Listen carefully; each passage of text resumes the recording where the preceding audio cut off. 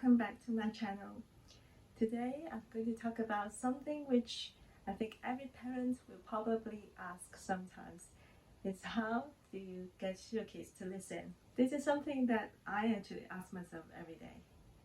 I'm by no means expert or doctor, so this is purely my personal experience with my two young girls. They are 6 and 4. So the focus of today's video will be on the younger kids, but some of the strategies I think will work equally well for the older children. So here we go. Tip number 1, I think something we have heard all the time is to stand at eye level. So when you talk to the younger children, you make sure that you're on eye level with them. You need to kneel down if you need to, and to be on the eye level, your message will get across much more effectively, and they will probably listen to you better. But tip number 2 is to be calm. When you talk to them, try to put on a calm face and say in a calm voice. How do you do it if you're like so angry, so frustrated, so anxious? Well, for me, what I do is I think it works very well, almost like every time, is to do some deep breathing. Take a few deep breaths in and out. Do it like 3, 4, 5 times if you wish. And when you're in a relatively calm state of mind, whatever you say, I think you'll register with your child much more effectively as well. If your tone, if you're in a very angry face, yelling, it's not going to work as well. So this leads me to tip number 3, and that is your tone of voice. You need to be authoritative enough, you need to be clear enough, but you don't need to be like all angry and yelling. And of course, it can't be too soft either. So your tone of voice is absolutely important. And also your facial expression, relatively calm. You may need to raise your eyebrow, make an emphasis on something. And just to go back a little bit on the being calm bit. And of course, this means when the kid is not in danger, that you can take the leisure of 10 seconds or so trying to calm down yourself. If the child is, say, hitting somebody or she's in a state of danger, going to fall off the chair or something, of course, immediately you need to stop or remove the dangerous situation. But I think for most of the times, especially when you're at home, the things that you're going to tell your children to do or not to do, or the things that you want to teach your children, there is no immediate kind of needs. There is no emergency as such. So you can really try to be in a relatively calm mood before you tell them that message. And that will save you a lot of time. The 4th one is to be in close proximity with the child. So if you're standing across the room, the kid is jumping up and down on the sofa and you're trying to tell her to clean up the room, to tidy up the toys. But if you're yelling across the room, the chances she's going to continue to jump up and down on the sofa, and she is not going to listen to you. So walk across the room, get into the close proximity with her, so that if she doesn't stop, you can actually physically hold her and stop whatever she's doing. And that will send a very powerful message. And that she knows that whatever you're saying, you mean it. And the 5th one, which I find is very important, but it's sometimes quite difficult to do, is to show empathy. What I mean by showing empathy is that you try to understand the situation before you talk to her. So for example, if she's hitting somebody, of course, immediately you need to stop her from doing that, because it is bad behavior and she's hurting somebody, and it got to be stopped immediately. But after that, when she's relatively calmed down and we can actually talk about the situation, what I do is I try to ask her to tell me the story. What happened?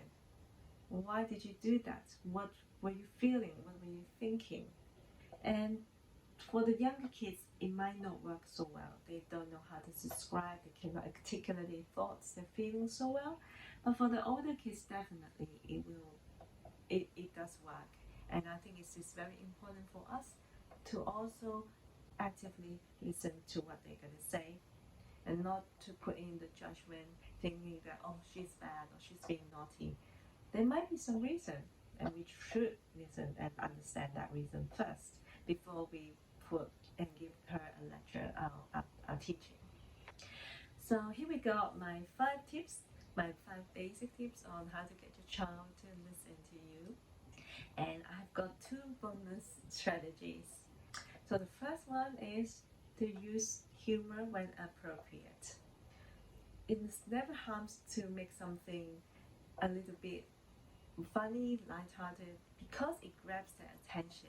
For example, I tell my kids, if you brush your teeth, you'll be like superhero with like really white shiny teeth, and the baddies, like the monsters, they don't like brushing teeth and they're scared of the white teeth. So you can shine your bright smile with the white shiny teeth, and then the monsters, the baddies, will go like, ah, and they run away. And the kids love it, you know, when you talk to them about like superheroes and like fairies, tooth fairies, all these things, they just love it. So try to use a bit of imagination, try to stand in your kids' shoes, think about what they like, what kind of cartoon or what kind of stories they like, and try to incorporate that kind of stories into the things that you want to teach them or you want them to do or not to do. So the second strategy, very important also, I think, and sometimes a bit hard to do, is to be respectful of your children and to be respectable. So that what I mean by that is the children's views are equally respectful, I think, because they are individuals. Even though they are so little, they have a young age, they're inexperienced, but when they're born, they already come with their own qualities, their characters, their essence. And I think we should really value and respect their own personalities, their views. But of course, if there is something that is wrong, if it's like bad behavior, we have to guide them in the right direction. And equally important is to be respectable in front of your kids. And what I find is if the 2 parents, the mom and dad, they don't agree on something and they do it in front of the kids, and that disagreement is basically about, well, what the kids should do, shouldn't do, and how they do it. Whatever that kind of discussion, I mean, it's good to have the discussion, but don't do it in front of the children. And it is much better if you do it before or after talking to the children. And then you guys can work together as a team, be unified, and the children will see the moms and dad much more respectable because your views are consistent and you guys share the same views and basically are in unity, and that will send a much stronger message for your children. So thank you very much for spending your time today with me, and here are my personal tips, strategies that I use at home. And as I said at the beginning, this by no means works every time. I mean, there are days when these things are so challenging. I use all this and it doesn't work. But try to stay calm to the best of your ability. That is a number 1 rule, I think.